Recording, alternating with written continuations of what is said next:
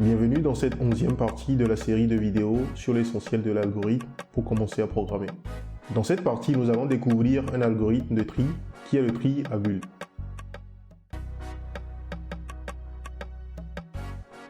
Lors du développement d'une application, on est souvent confronté à des problèmes de tri. Comme exemple, nous avons le tri d'une liste de personnes par ordre alphabétique, le tri d'une liste de commandes en fonction de la date de livraison ou en fonction de la date de commande. Le tri consiste juste à ordonner un ensemble d'éléments en fonction d'une propriété ou d'une clé donnée. En informatique, il existe plusieurs algorithmes de tri. Nous avons par exemple l'algorithme de tri bulle, de tri fusion, de tri par insertion, de tri rapide, etc. Il faut noter que chaque algorithme de tri a sa particularité. Certains consomment par exemple plus d'espace mémoire mais sont plus rapides, alors que d'autres consomment moins d'espace mémoire mais sont plus longs. Pour notre culture, nous allons étudier dans cette vidéo l'algorithme de tri bulle, qui est l'algorithme de tri le plus lent et le plus facile à implémenter. Le principe de fonctionnement de cet algorithme consiste à parcourir un ensemble de données, c'est-à-dire un tableau, et à comparer les valeurs consécutives de ce tableau. Si ces valeurs ne sont pas dans un bon ordre, alors on procède à une permutation. On procède ainsi jusqu'à ce que tous les éléments du tableau ou de notre ensemble soient triés. Nous avons ici un tableau contenant des valeurs entières que nous allons trier en utilisant le principe derrière le tri bulle. Donc le principe nous dit que nous devons parcourir le tableau et qu'à chaque fois nous devons réaliser la comparaison des valeurs consécutives. Et à chaque fois que ces valeurs, l'une des valeurs est dans le mauvais ordre, qu'on doit réaliser une permutation. Donc nous allons commencer par parcourir le tableau. Nous prenons la première cellule qui est 3 dans ce cas. Donc nous mettons notre compteur ici. Nous réalisons la comparaison des valeurs des cellules consécutives. Donc on compare la valeur 3 à la valeur 48. Donc est-ce que la valeur 3 est supérieure à la valeur 48? Non. Donc on ne fait pas de permutation. On passe ensuite à la deuxième cellule. Donc là, je passe à la deuxième cellule. Donc chaque image ici décrit une étape du processus, soit le fait de passer à la cellule suivante, soit le fait de faire une permutation. Donc là, nous avons pris la première cellule, nous avons réalisé la comparaison, on voit que la valeur 3 n'est pas supérieure à 48, donc on ne fait rien, on continue le processus. Je prends la deuxième cellule, je continue mon parcours, j'arrive au niveau de la deuxième cellule. Là, je compare la valeur 48 à la valeur 21.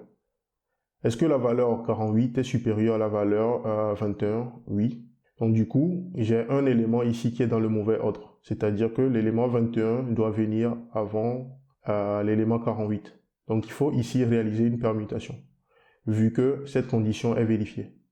Donc je prends la valeur 21 que je mets à la deuxième cellule et je prends la valeur 48 que je mets à la troisième cellule. Donc ici, ainsi je réalise une permutation. Donc ici, le résultat de la permutation va me donner ceci. Donc j'aurai 3, 21 et puis 48.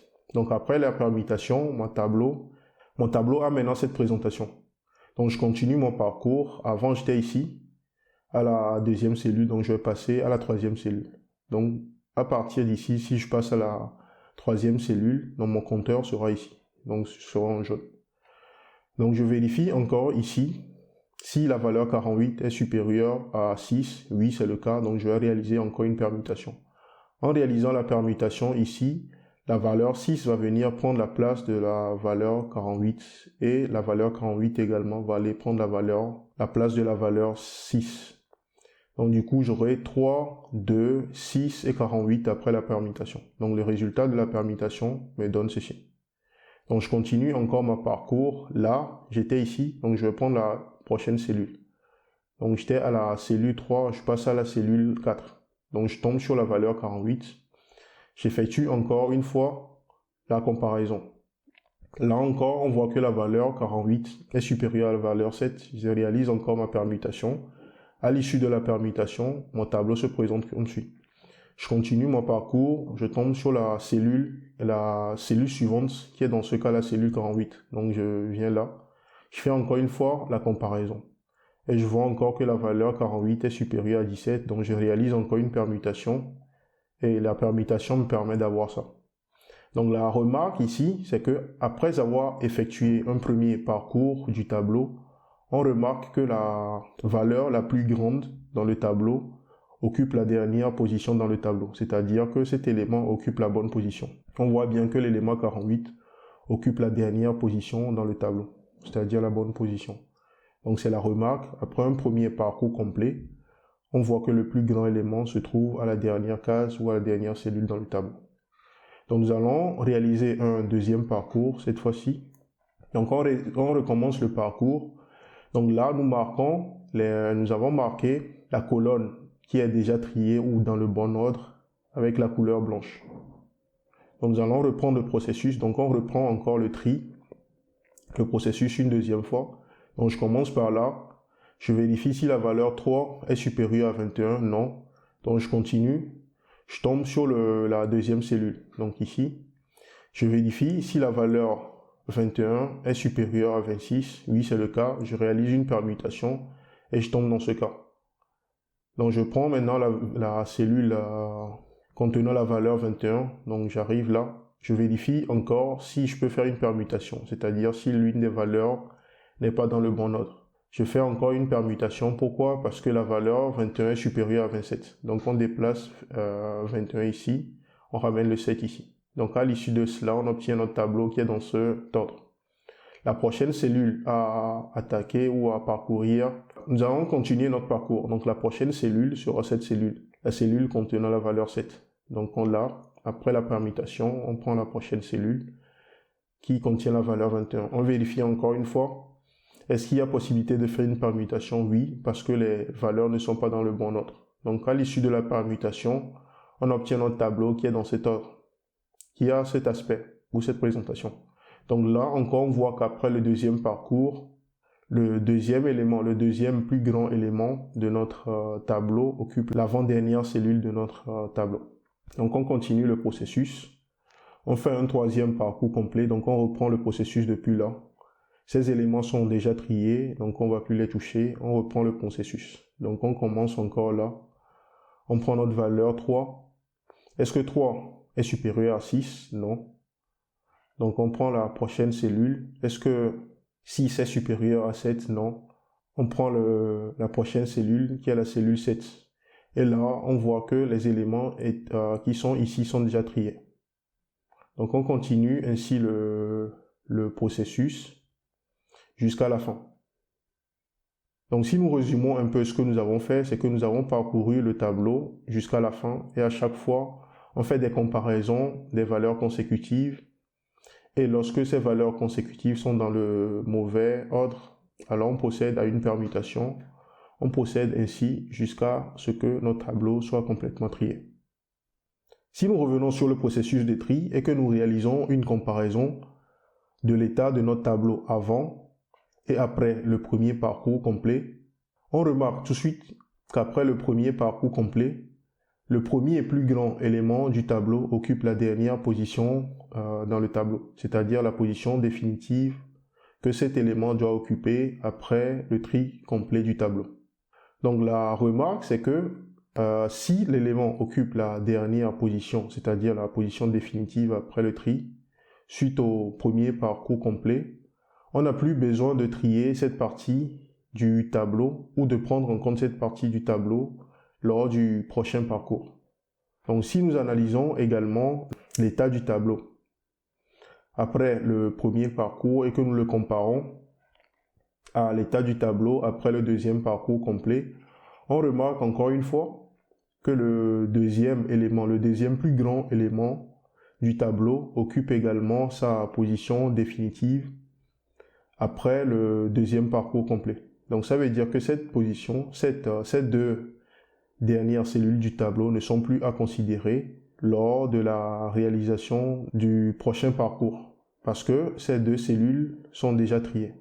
L'implication de cela, c'est que nous pouvons continuer le parcours du tableau et réaliser le processus de tri jusqu'à ce que les deux plus petites valeurs du tableau occupent les deux premières cellules du tableau. Et dans ce cas, on aura donc un tableau qui sera totalement trié. Et suite à cela, on pourra arrêter le processus de tri.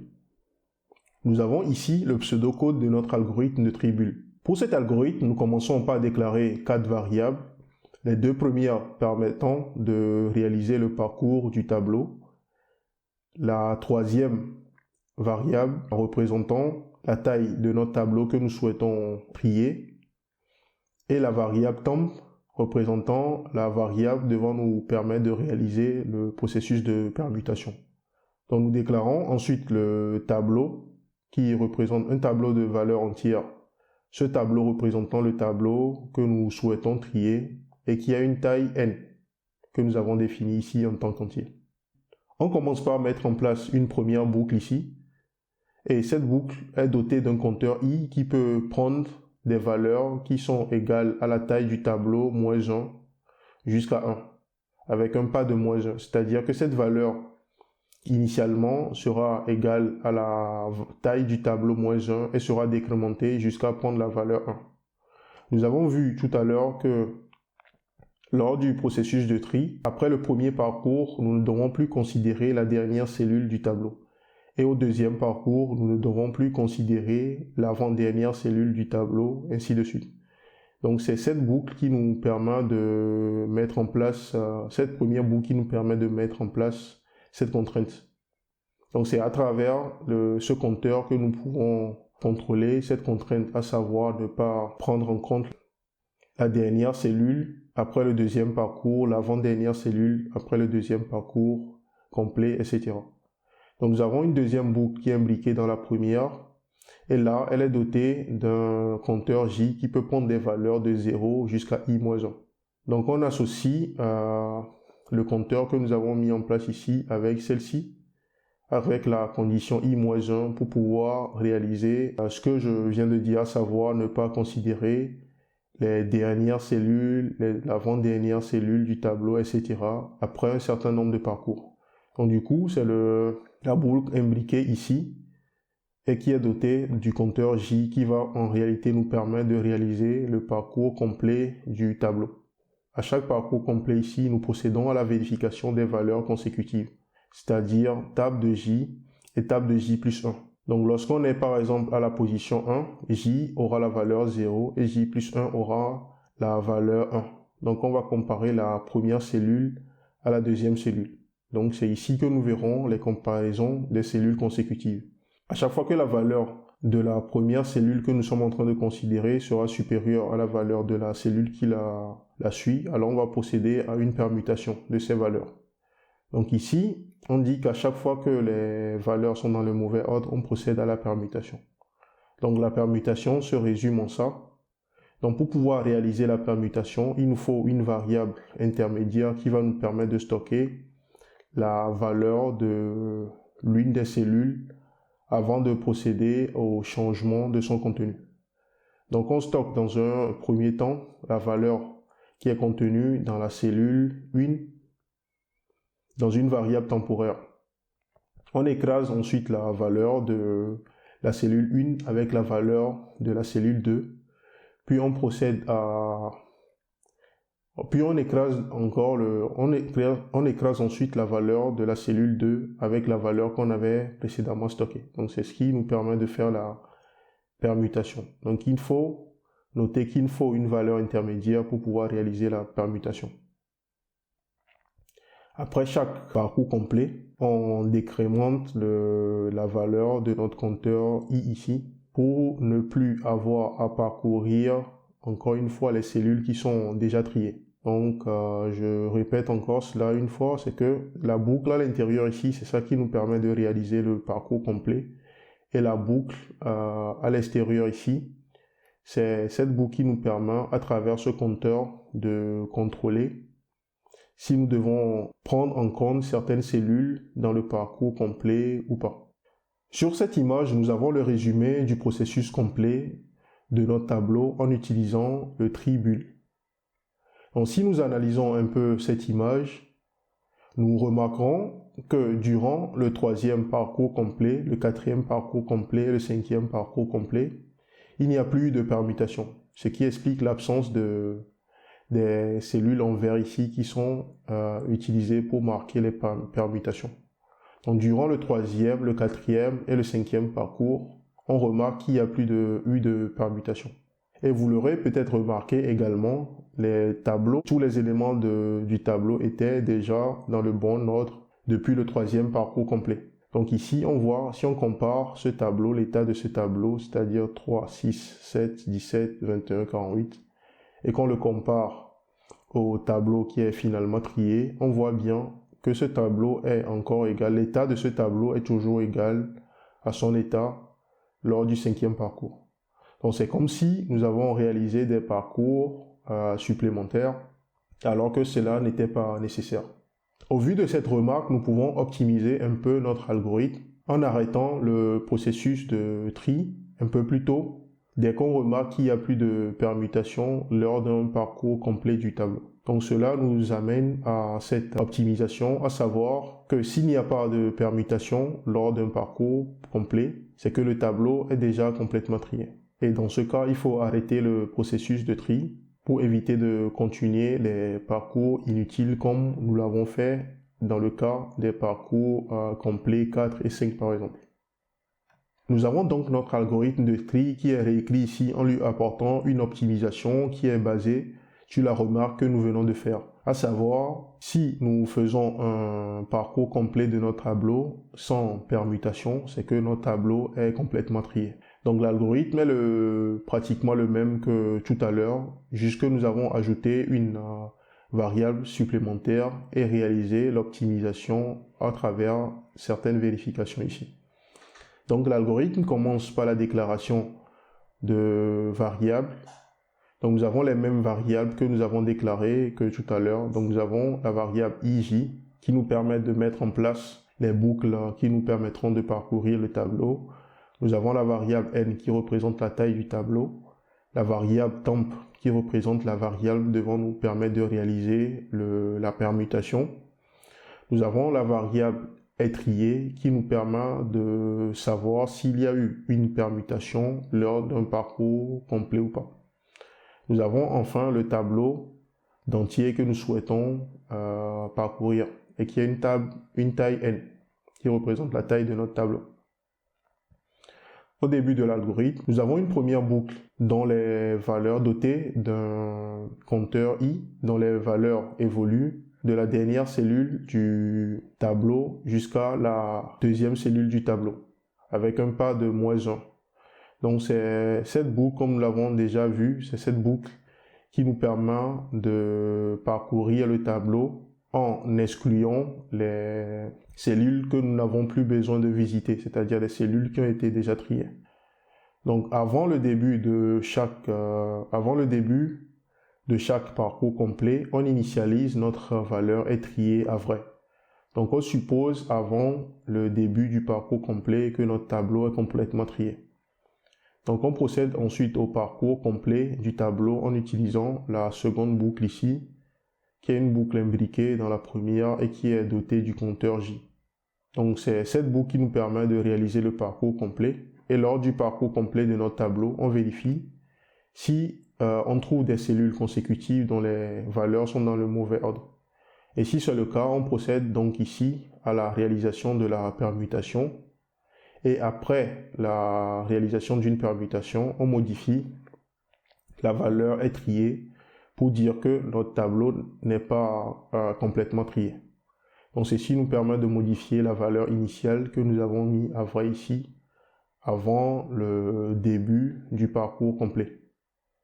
Donc à chaque fois qu'une permutation se produit, cette valeur à la fin du parcours complet aura la valeur faux.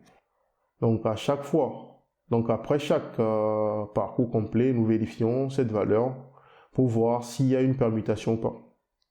Donc s'il y a une permutation, alors cette valeur sera égale à faux. Mais s'il n'y a pas de permutation, cette valeur sera égale à vrai. Donc ici, on dit que s'il n'y a pas de permutation, alors nous arrêtons de façon prématurée la boucle que nous avons mis en place ici.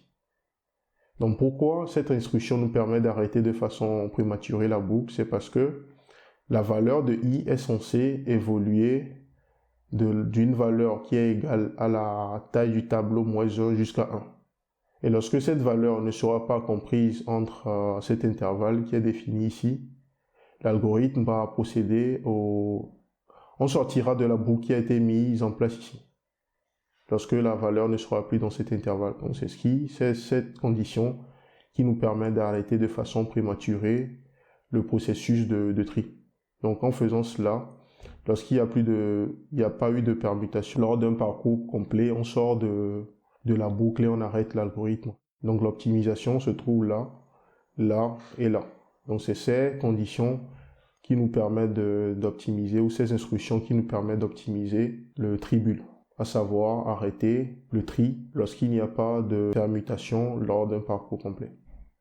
Donc voilà pour l'algorithme de tribule, qui est considéré comme l'algorithme de tri le plus lent et le plus facile à implémenter.